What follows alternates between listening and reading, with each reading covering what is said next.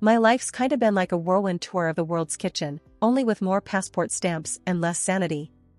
Name's Kira, fresh into the 3rd decade of my ride on this rock, and I've made a living out of breathing in the spices and dishing out the experience through my vlog. So it was just another steamy day in Thailand, with me elbow deep in noodles and peanuts, learning the ropes of an insane pad thai from this little old dude who could have been Yoda's culinary cousin. That's when this tall drink of water, Mark, stumbled into my life, literally. He tripped over a foldable chair trying to get a better look at the pan and nearly ended our romance before it started by nearly sending me headfirst into my own sizzle. Whoa, sorry about that, he chuckled, hauling the chair out of the disaster zone. Just trying to see how the magic happens. You could say it's all in the wrist action, I said, giving the noodles a flamboyant toss. Careful there, wouldn't want to add roadkill tourist to today's menu. Mark laughed, all easy charm and crinkly-eyed smiles. Mark, he said, extending a hand once he was sure it was safe. Kira, the noodle whisperer, I replied, giving his hand a quick shake before diving back into my culinary ballet. And there it was. We clicked quicker than a camera shutter. He was from the States, here to escape the office walls and spreadsheets, which, to me, sounded like a jailbreak from Adulting 101. We spent the week flitting between street food stalls and ancient temples, with him filming the chaos and me explaining the dance between tangy, sweet, spicy, and umami. When the week ended, we swapped digits. Said our see you laters, 'cause goodbyes were for people who had less faith in cheap international texting plans. Months sped past like high-speed train rides, nights spent spilling our thoughts via texts that turned into calls that turned into video chats. Then one day, he just showed up at my doorstep with a ring and a question. We tied the knot 6 months later. Yeah, just like that. Bam. Married. Things took a nosedive after a while. Forget the lovey-dovey honeymoon phase, it was like we'd skipped straight to bickering old couple mode. I'd be coming home from some corner of the world, my brain still buzzing with the new flavors and faces I'd met, and all Mark could do was hassle me about not being normal. You know what a normal wife does, Kira? That's how he'd start, every single time. She cooks, she cleans, she doesn't jet off every other week. Sitting there at the kitchen table, I'd toss my stuff down and give him a look. Seriously, Mark? You think I just flit around for kicks? This is work. My work. To him, it was like my job was make-believe. Work? You think filming some street food and yapping about it online is work? Get real. Get a proper job. Each word stung. It pays, doesn't it? I'd shoot back. But that was never enough. Once, I was up against a deadline, videos needed cutting, articles needed writing, and guess what? Mark barged into the office and dropped a bomb. The house is a mess, Kira. When you gonna clean up? I couldn't believe my ears. You've got hands, Mark. Use 'em. Defying him only cranked his gears worse. What, and let you loaf around editing videos all day? Is that what you call pulling your weight? Freeloader. That's what he called me. In our own home. I'm out there busting my tail to bring home the bacon, I told him, standing my ground. And this freeloader you're talking to just paid off the last of your student loans with her hobby. But it was like talking to a brick wall. All he saw was a wife who wasn't fitting his mold, who wasn't, I don't know, June Cleaver or somebody. And the worst part? Instead of getting it through his thick skull that we were partners in this, he doubled down. Why don't you make something of yourself, huh? He'd sneer. Get a job with a desk, something steady. I am making something of myself. I shouted, slammed my laptop shut so hard I'm surprised it didn't break. You think it's not a real job because I'm not miserable like you? Normal was his favorite word. Bite to eat, 9 to 5, white picket fence, the whole boring shebang. Drove me nuts. But as for me, I wasn't about to let go of my passport or my dreams, no matter what he thought a wife should be. Beatrice, Mark's mom and my mother-in-law, was the kind of person whose idea of a surprise visit was her showing up in your living room ranting about something you did or didn't do. Living just a couple of streets away, she considered our house part of her daily walking route, which basically meant she'd drop by whenever she felt like it. So there I was one Tuesday, laptop open, trying to get some work done on my latest travel vlog. You could almost set your watch by Beatrice. Sure enough, like clockwork, the front door swings open. It's never locked for Beatrice, and there she was. "Working on your little videos again, huh?" Her voice dripped with disdain. She didn't even say hello. I sighed, trying not to look as interrupted as I felt. "Hey, Beatrice. Yeah, gotta keep on top of it." She tossed her oversized purse onto the couch and made herself comfortable. "You know, when I was your age, I was raising kids, keeping a spick-and-span house. Didn't have time for hobbies." Her words plucked at my already frayed nerves. "It's not a hobby, Beatrice. This is my job." Beatrice snorted as she peered over her glasses, which she only wore to make a point. "Call it what you want. When's the last time you cooked your husband a proper dinner? Or are you too busy working on these little trip films?" I bristled. She knew how to hit where it hurt. "Mark eats just fine. I don't hear him complaining." "Oh, he complains, all right. Just not to you." She smirked and picked at a non-existent speck of dust on her trousers. I wanted to scream. Instead, I shut my laptop, a little too hard, and stood up. "I'm right here, Beatrice. And I'm working. Bringing in money. Isn't that important too?" She huffed, getting up. "Well, if you won't listen to me, maybe you'll listen to the pastor. We're having dinner tonight, and he'll set you straight." I was dumbfounded. "Dinner? Tonight? Beatrice, I have deadlines." "Not anymore. You can put off your deadlines to save your marriage. I've seen the signs, Kira.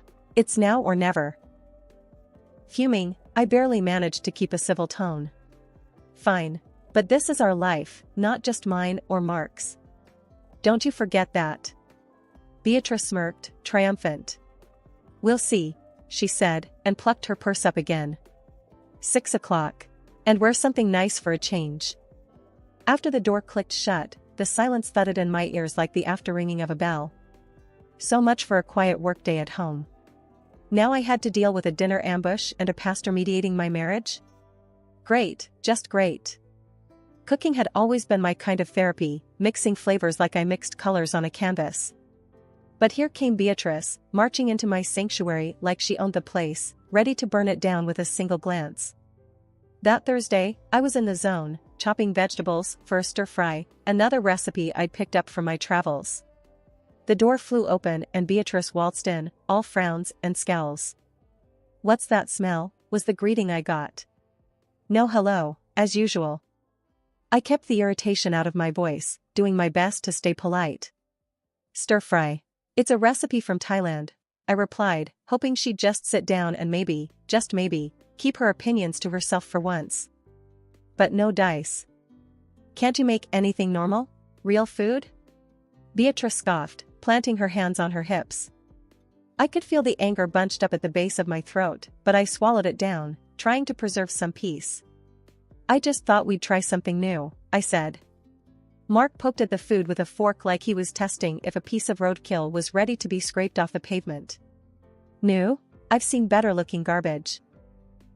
"You tell her, Mark," Beatrice egged him on, her arms crossed over her chest. "Yeah, Kira, stick to what you know, which isn't much," he chuckled. His mom laughed along, slapping him playfully on the arm. I felt my cheeks burning up. This was too much, even for me. But before I could come up with anything to say, Beatrice grabbed the skillet from the stove. "Don't waste our time with this garbage," she hurled the contents of the skillet into the trash can.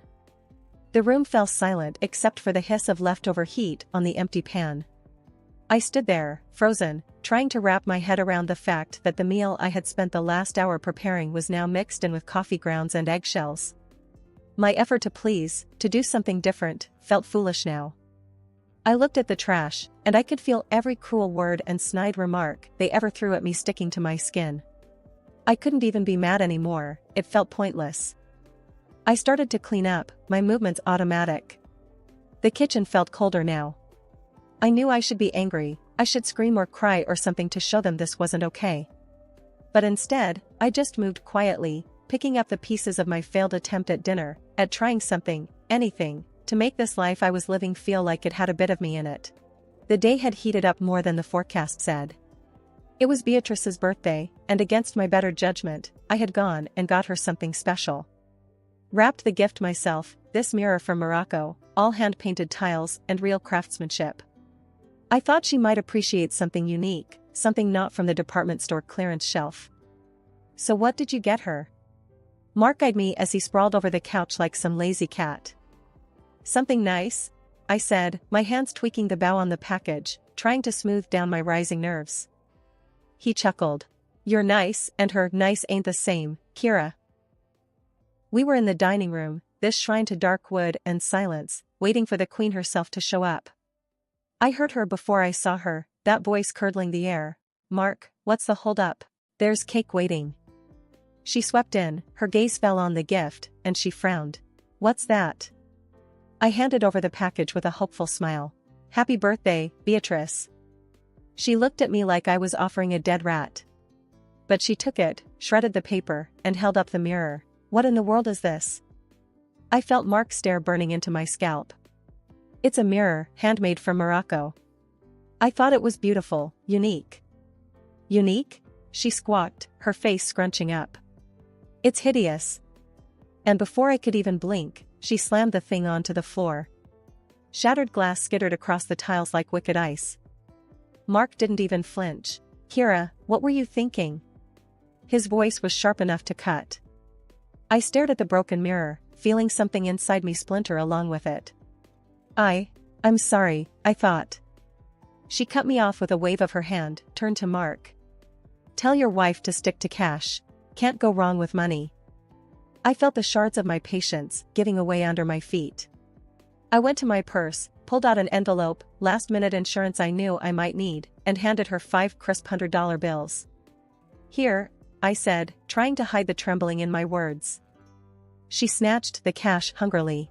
Well, that's more like it.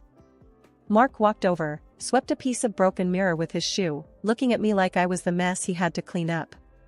Next time, just ask me what to get her, he snapped. I dumped the shards into the bin, listening to them tinkle like a chandelier in a quake. A quieter, angrier part of me wished I could tell her exactly where she could stick her money, but instead, I quietly wrapped her cake slices, got through the day without another word. As the hours lurched by, the house filled with the laughter and chitter of guests, all of them ignoring the tense undercurrent that was me and them. I handed out drinks, laughed when expected, and played the part of the devoted wife and daughter-in-law. That evening I sat on the edge of the bathtub, staring at my reflection in the smaller, unbroken mirror there. If only I could buy something to fix what was broken inside, I thought. The silent room seemed to agree, and for a long time, it was the most understanding company I had. The wheels of my suitcase dragged a rhythmic clunking over the joints in the sidewalk as I walked up to my front door. I'd just gotten back from Greece. I was there for a shoot, for weeks of filming and a slice of freedom that I didn't know I was starving for until I tasted it. My keys seemed to jangle extra loud as I fitted them into the lock and swung the door open.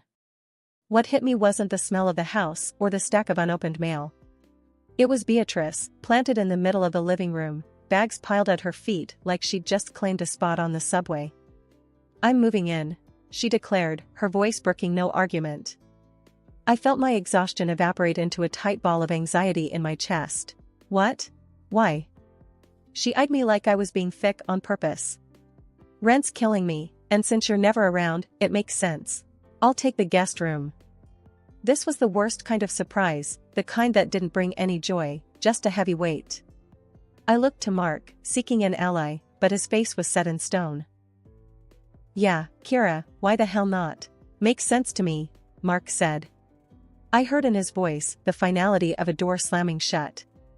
But, Mark, He cut me off with a sharp wave of his hand. Don't start. You've been freeloading off my space for years. The word stung, like rubbing alcohol on a fresh cut. That's when my hand dove into my bag, rummaging past the trinkets and memories of Greece until my fingers wrapped around the envelope, the one I kept tucked away for moments impossible to predict. I slapped the divorce papers on the coffee table between us. They seemed to hover for a second before landing, a soft sweep in the tense air. I want a divorce. For a moment, Mark just stared, and the only sound was Beatrice's slow inhale as if she was about to dive underwater. He picked up the papers, and I braced myself for yelling, for pleading, anything. But without saying a word, he scrawled his name across the bottom and tossed them back at me like they were a takeout menu he didn't want. Beatrice, her eyes gleaming like when she found $50 in a coat pocket, actually clapped. It's about time. I looked between the two of them, this pair that was supposed to be my family, and I felt nothing but the need to fill up my lungs. I didn't belong here, maybe I never did. With one last look at the shell of what used to be my life, I grabbed my suitcase. Where you going, Kira? Mark's voice was a dull blade, not cutting enough to hurt anymore. Anywhere but here. My voice came out steadier than I felt. There were no goodbyes, just the click of the door behind me, a soft punctuation mark on the end of a very long, very tiring sentence. It's strange how life can do a 180 when you're least expecting it. A few months since the divorce and life settled into a new kind of normal. My apartment might have been smaller than the house, but it was mine. I was in the middle of a tea brewing ritual that had become my new little evening piece when there was a knock at the door. I opened the door, and there they were, Mark and Beatrice. Like they'd just been out for a walk and decided to stop by. We saw your TV show, Mark said, shoving his hands into his pockets, a sheepish grin smeared across his face like a kid caught with his hand in the cookie jar. Beatrice just stood there, a forced smile stretching her lips tight. Yeah? I said, nursing my mug, not stepping aside to let them in. You watching TV together now? You're doing well, huh? Beatrice chimed in, peering over Mark's shoulder to get a look inside the apartment. I leaned against the door frame, taking a slow sip, feeling the heat of the tea and the situation. I suppose, I replied, the edge of a laugh bubbling beneath the surface. It wasn't just small talk they were after, I could smell it. These two never came without an agenda. Beatrice looked desperate, fidgeting with her purse strap, and Mark looked like he was about to try selling me a used car that was 2 steps away from the junkyard. They tried to butter me up with compliments, nodding at my tiny living room as if it was a palace, but I wasn't biting. Their tune changed rapidly when the buttering didn't work. Look, Kira. Mark's gaze darted around, avoiding mine. Things ain't been so great since you left. Financially, I mean. I raised an eyebrow. Is that right? And it's not just about money, Beatrice piped up. It's lonely. We miss you. I couldn't help it then, I laughed.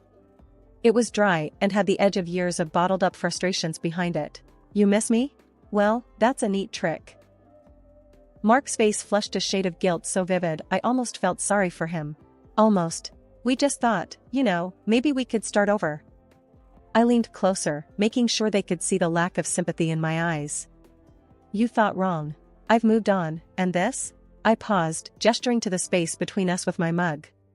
This is me being happy, without the drama, without the mess. You two were the best bad decision I ever walked away from. Beatrice's mouth snapped shut, her face folding into a scowl. Mark just stood there like I'd slapped him across the face. They didn't say anything more, they didn't have to. As they turned away, their shoulders slumped, the door closed with a soft click and I was alone again, my heart pounding a victory march.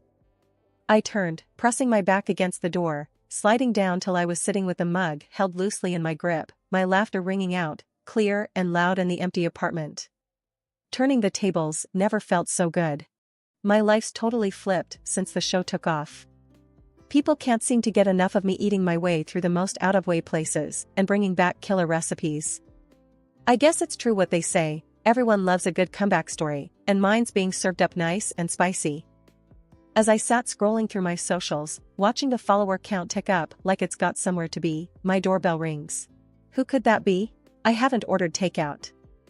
Lo and behold, there they were again, Mark dragging his feet and Beatrice trying to straighten out her scowl like she's walking into church. Kira, you gotta listen. Mark gets down on his knees right in my hallway like he's about to propose again, which is funny in a sad sort of way. I'll do anything. I'll even clean the house, cook your meals. I crossed my arms, trying not to let my smirk show. Really? You cooking? That'd be the day. And Beatrice, oh, she's got this look like she just ate something sour. Kira, the show's great and all, but family's family. I let out a little chuckle. Oh, I know about family all right. And mine just got a whole lot bigger, a couple million online. They blinked at me, not quite getting it, so I spelled it out. My followers, Mark. They're my family now. And they seem to appreciate me a whole lot more. Beatrice piped up again, with her hands fidgeting like she's trying to pull words out of the air. Kira, we just didn't realize. I cut her off with a little wave of my hand. Save it. I've heard enough. Did I ever tell you about that mirror from Morocco, Beatrice, the one I gave you for your birthday? They both looked at me, puzzled, like two kids who can't remember if they fed the dog. You broke it, threw it on the floor, I reminded her. Beatrice's face fell. Oh, that old thing? I nodded, casual-like. Worth thousands, that old thing. But you wouldn't know value if it bit you in the butt. I swear, you could almost see the cogs turning in their heads as they put two and two together, finally understanding the score. Mark found his feet again, stammering, but we didn't know. Kira, please. I raised a hand to stop him. I've always had money, even when you thought I was down and out. And now, my little TV venture's making sure I've got more than I know what to do with. Mark looked like he was about to pass out, and Beatrice, she was muttering under her breath, something about not knowing. I walked to the door, opened it wide, and stood there. Here's how it's going to be. You two will turn around, walk out of my life, and never come back. I don't need your drama, I've got my own show for that. They didn't move, just stood there gobsmacked. So, I made it real simple for them. Out. Now. And don't bother me again. I got recipes to try and places to see, and none of them include you.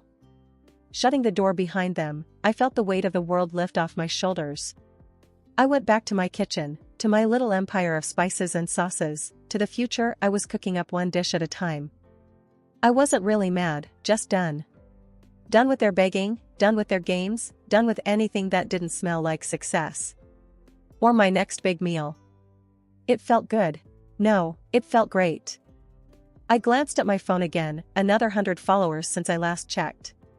Yeah, I think I'll be alright.